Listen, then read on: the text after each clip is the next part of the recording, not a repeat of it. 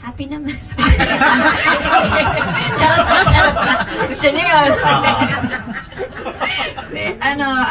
Yung eksena namin ni Paolo, sinut namin si Direk. Nagpapasalamat din ako sa mga director namin dahil sobra nila akong inalagaan. Tinanggal nila lahat ng mga kaba, takot dahil sa kanila talaga ako kumapit. Lalo na sa unang eksena na si FMR, parang sabi ko, Direk, gusto ko mag-grow, pero paano? Natatakot ako, kinakabahan ako. Tapos sabi niya, magtiwala ka lang sa akin, ako mahala sa'yo. So, ang dami niya ng paliwanag sa akin, ganyan. Parang kami ni Direk, ngayon lang kami nagkatrabaho sa isang series. And then, second day pa lang ng taping namin, ginawa namin yung eksena yan ni Paolo. Tapos, syempre, sobrang tahimik